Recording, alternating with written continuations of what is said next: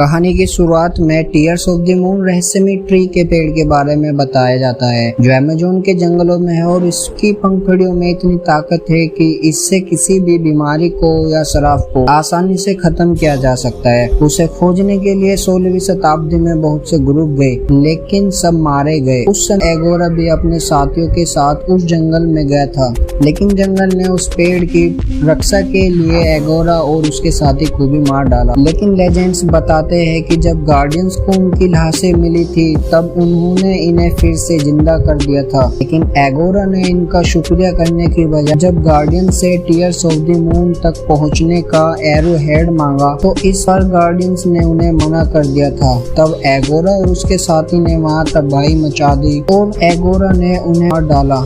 लेकिन मरने से पहले गार्डियंस ने उन्हें श्राप दिया था कि ये कभी नहीं मर पाएंगे और झील के पानी तक ही रह पाएंगे। शाबाश बेटा, बहुत बढ़िया।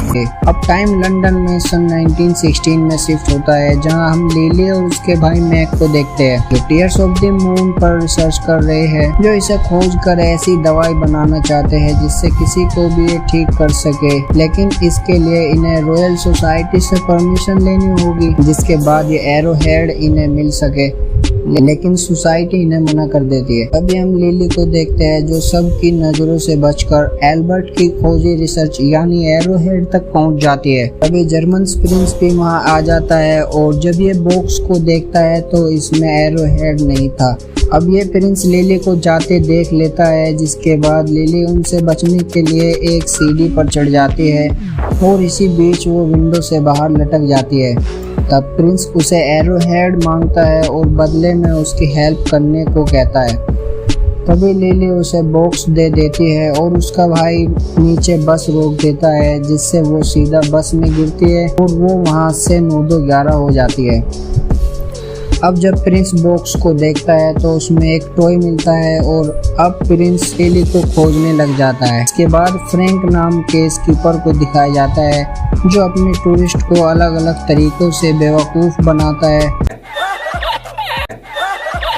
के बाद नीलो को दिखाया जाता है, वो फ्रैंक से मिलता है और उससे अपने लोन के पैसे वापस मांगता है, लेकिन फ्रैंक वापस नहीं कर पाता, इसलिए नीलो बोट का इंजन और चाबी अपने पास रख लेता है। अपनी चाबी वापस पाने के लिए जैसे ही नीलो के कैबिन में फ्रैंक जाता है तभी वहां पर लिली आ जाती है और वो नीलो यानी फ्रैंक को कहती है मुझे टीयर्स ऑफ द मून की खोज करने के लिए एक स्कीपर की जरूरत है, जिस पर फ्रैंक उसे डराता है, लेकिन लिली उसकी नहीं सुनती और वो फ्रैंक को स्कीपर के लिए तैयार कर लेती है। तभी वहां पर नीलो भी आ जाता है और फ्रैंक पकड़ा जाता है। इस पर लिली को फ्रैंक पर गुस्सा आता है। अभी फ्रैंक को उसके गले में एरो हेड दिखता है, जिसके बाद वो लिली को अपने साथ जाने के लिए मनाता है, लेकिन लिली उसे मना कर देती है क्योंकि वो उस पर ट्रस्ट नहीं करती। तभी वहाँ पर जैगुआर आ जाता है और नीलो की तो फट ही जाती है और वो वहाँ से भाग जाता है। उसी वक्त जैगुआर फ्रैंक बहादुरी से लड़ता है और जैगुआर वहाँ से भाग जाता है। ये सब देख लिली भी उससे इम्प्रेस हो जाती है और उसके साथ चलने के लिए तैयार हो जाती है। वहीं फ्रैंक अपने इंजन को सेट करने लगता है। तभी हमें पता चलता है कि असल में ये जैगुआर फ्रैंक का पेट होता है। फिर हम देखते हैं कि लिली जब कुछ लोगों को पक्षियों को पिंजरों में कैद कर रहे देख लिली उन्हें बचाने के लिए जाती है।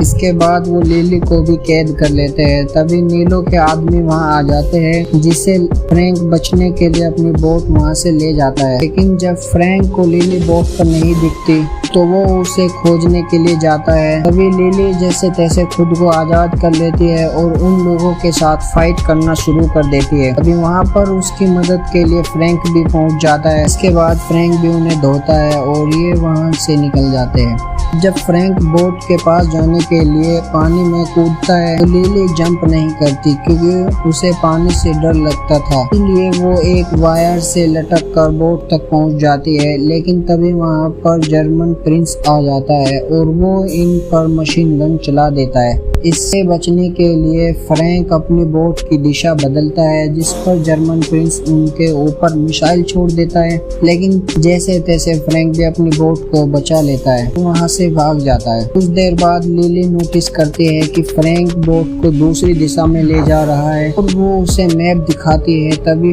और वो लिली को कहता है कि मैं इसके बारे में बहुत जानता हूँ, लेकिन लिली उसे मना कर देती है। इस पर फ्रैंक को मानना पड़ता है। दूसरी तरफ हम देखते हैं कि जर्मन प्रिंस एगोरा की हेल्प मांगता है। फिर हम देखते हैं कि लिली फ्रैंक के साथ बात करती है और फ्रैंक को बताती है कि वो गरीब लोगों का इलाज करना चाहिए ताकि वो किसी भी बीमारी को ठीक कर सके। ये जानकर फ्रैंक इम्प्रेस हो जाता है क्योंकि लिली अपनी जान का रिस्क लेकर यहाँ आई के लिए जिन्हें वो जान तक नहीं। मैक भागा हुआ आता है क्योंकि उसके पीछे फ्रैंक का पेट बीमार होता है।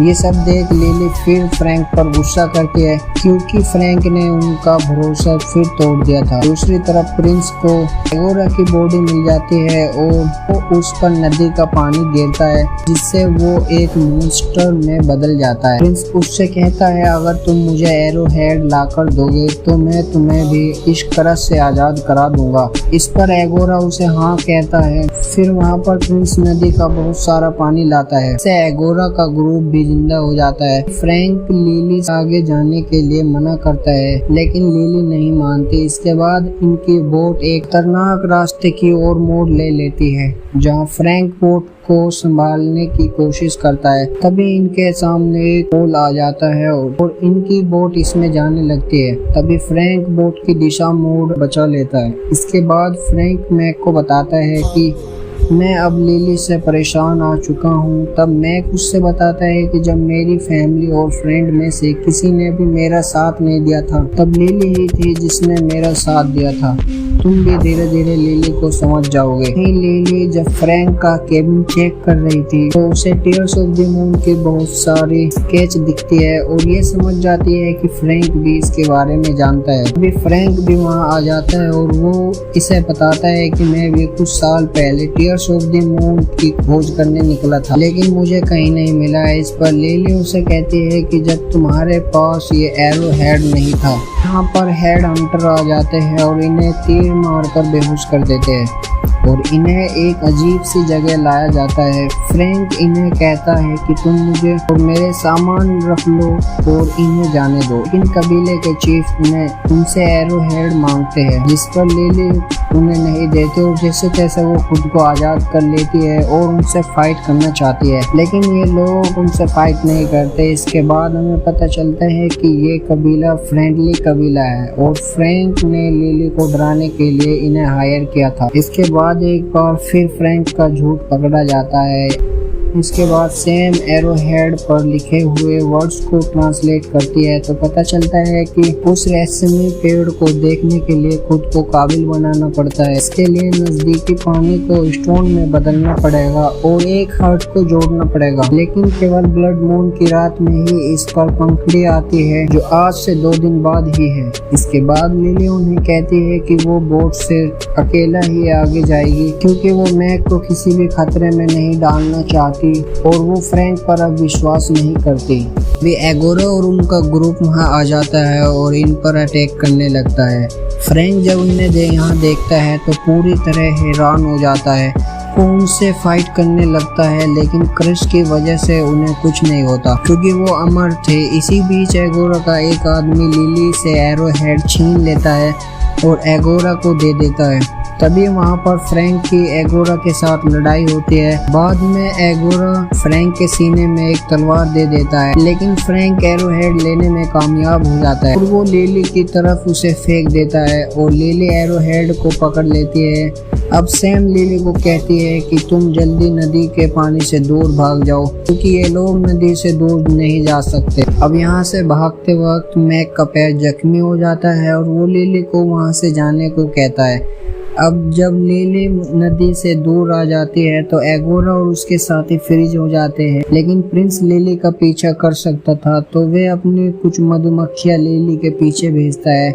सुबह में जब लिली फ्रैंक और मैक को ढूंढती है तो फ्रैंक को जिंदा देख लिली खुश हो जाती है लेकिन तलवार आर पार होने के बावजूद फ्रैंक में से कतरा खून का नहीं निकला जिससे ये समझ जाते हैं कि फ्रैंक कोई इंसान नहीं है। इसके बाद फ्रैंक बताता है कि वो भी एगोरा के ग्रुप में से ही है। क्रश यानी श्राप की वजह से पिछले 400 सालों से जिंदा है। इसके बाद वो लिली को तलवार बाहर निकालने के लिए कहता है। लिली शुरुआत में तो घबराती है लेकिन बाद में निकाल देती है। इसके बाद मधुमक्खियाँ प्रिंस को मैप पर इशारा करते हुए लिली का पता बताती है। इसके बाद प्रिंस अपने लोगों से उसी दिशा में चलने को कहता है। फ्रैंक लिली के लिए एगोरा के ग्रुप से लड़ा तो लिली अब इस पर ट्रस्ट करती है और उससे उसकी कहानी पूछती है। तो फ्रैंक उसे कहानी बताना शुरू करता है। यहाँ हमें पता चलता है कि फ्रैंक एंड एगोरा सौतेले भाई थे। एगोरा की बेटी काफ़ी बीमार रहती थी और एगोरा अपनी बेटी से बहुत प्यार करता था, इसलिए वो टीयर्स ऑफ द मून को खोजने के लिए निकल जाता है, क्योंकि एगोरा जानता था कि टीयर्स ऑफ द मून की पंखुड़ी से किसी भी बीमारी या श्राप को ठीक किया जा सकता है। हमने उस पेड़ को बहुत खोजा लेकिन वो हमें नहीं मिला। जब गांव वालों को हमारी लाशें मिली तो उन्होंने टीयर्स ऑफ द मून की पंखुड़ी से हमें दोबारा जिंदा कर दिया और मैंने अपनी बेटी के लिए चीफ से टीयर्स ऑफ द मून का पता पूछा, लेकिन उन्होंने उसे बताने से मना कर दिया। जिसके बाद एगोरा और उसके साथी ने गांव वालों पर अटैक कर दिया। फ्रैंक इस पर लिली को कहता है, मुझे ये सब पसंद नहीं था, इसलिए मैं एगोरा के लड़ा और लेकिन मरने से पहले चीफ ने हम सबको एक श्राप दिया कि हम नहीं मर सकते, न ही हम कभी नदी के पानी से दूर जा सकते हैं। एगोरा मुझे धोखेबाज समझता था, इसलिए हम कई सालों तक लड़ते थे, लेकिन हम श्राप की वजह से मरते नहीं। इसलिए मैंने एगोरा और उसके ग्रुप को एक ट्रैप में फंसा दिया जहाँ पर नदी का पानी नहीं पहुँचता था, इसलिए वो फ्रीज हो गए थे, जो पिछले 400 सालों से कैद होने की वजह से एक मॉन्स्टर में बदल गए। फिर मैंने नदी के पास अपना डेरा जमा लिया और अपनी एक नाव तैयार करी। फिर दूसरी तरफ मैक को देखते हैं जो चीफ हेड के साथ नाव में था और तभी वहाँ पर प्रिंस आ जाता है और वो मैक को किडनैप कर लेता है। फिर मैक से लिली का पता पूछता है। प्रिंस उससे कहता है कि अगर तुमने नहीं बताया तो मैं इस एक बटन से पूरा कबीला उड़ा दूंगा, जिस पर मैक को पता बताना पड़ता है। फिर प्रिंस मधुमक्खियों को मार देता है क्योंकि वो एगोरा को नहीं बताना चाहता है। वहीं लिली और फ्रैंक पेड़ की लोकेशन पर पहुंच जाते हैं और ये चेक करने के लिए फ्रैंक पानी के अंदर आ जाता है, जहां उसे एक चेंबर के अंदर एक लीवर दिखाई देता है, जिसे खींचने से नदी का पानी सूख जाता है। फ्रैंक इसमें नहीं जा सकता था, कम जगह होने की वजह से। फिर वो लिली के पास आता है, लेकिन लिली इस पर शुरुआत में तो मना कर देती है, लेकिन फ्रैंक इस पर उसे भरोसा दिलाता है और ये पानी में जाते हैं। यहाँ पर फ्रैंक लिली को ब्रेथ देता है। अब लिली जैसे ही इस लीवर को खींचती है तभी यहाँ से बहुत सारी मछलियाँ फ्रैंक पर अटैक कर देती है, जिससे फ्रैंक लिली के पास ब्रेथ देने के लिए नहीं जा सका। लीवर को खींच देती है और वो बेहोश हो जाती है।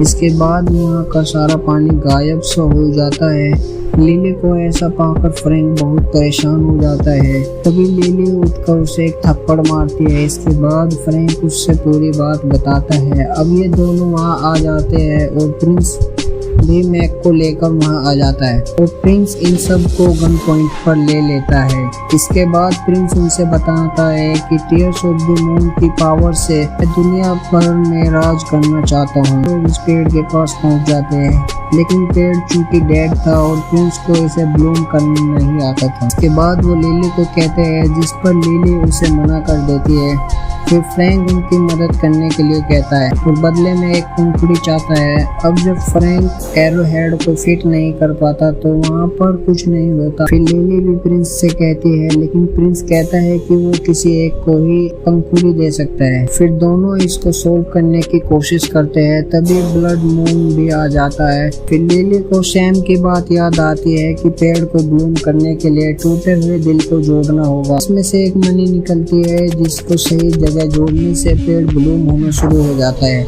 जिसे देख सभी खुश हो जाते हैं। इसके बाद लिली फ्रैंक को शूट कर देती है क्योंकि प्रिंस उनमें से किसी एक को ही पंखुड़ी देने वाला, लेकिन प्रिंस ये बात नहीं जानता था कि फ्रैंक अमर है। इसके बाद फ्रैंक मैक को प्रिंस के आदमियों से बचा लेता है और वहीं दूसरी तरफ देखते हैं कि लिली भी पेड़ की पंखुड़ियां लेने के लिए पेड़ पर चढ़ जाती है। ब्लड ऑफ मून जाने लगता है, जिससे टीयर्स ऑफ द मून दोबारा मरने लगता है। फाइनली लिली एक पंखुड़ी को ले लेती है और वो फ्रैंक के पास फेंक देती है। लेकिन अब एगोरा का ग्रुप भी वहाँ आ जाता है। प्रिंस उनसे हेल्प मांगता है, लेकिन प्रिंस ने उन्हें धोखा दिया था, इसलिए एगोरा उसे अपने सांप से कटवा देता है। इसके बाद एगोरा लिली का पीछा करते हैं, जिस पर फ्रैंक उन्हें पंखुड़ी दिखाता है और अपनी बोट लेकर वहाँ से निकल जाता है। तभी एगोरा उसके पीछे पड़ जाता है और उनके बीच काफी लड़ाई होती है। बाद में जब एगोरा उनसे पंखुड़ी मांगता तब उसे पता चलता है कि पंखुड़ी फ्रैंक के पास है ही नहीं, इसलिए वो लिली के पास जाना चाहते हैं। लेकिन बहुत देर हो चुकी है, क्योंकि बोट अब बड़ी चट्टानों से टकरा जाती है। नदी का पानी न होने की वजह से ये सब फ्रीज हो जाते हैं। ये सब देख लिली को बहुत बुरा लगता है और वो फ्रैंक को इस करस से आजाद करने के लिए वो पंखुड़ी उसके मुंह में रख देती है। फ्रैंक इस करस से आजाद हो जाता है। अभी ब्लड मून से वहाँ एक और पंखुड़ी आ जाती है। ये लोग वापस आ जाते हैं। यही मूवी खत्म होती है। दोस्तों, कैसी लगी आपको ये वीडियो? लाइक और कमेंट करके हमें जरूर बताएं और चैनल पर नए आए हो तो यार चैनल को सब्सक्राइब करें। Thank you.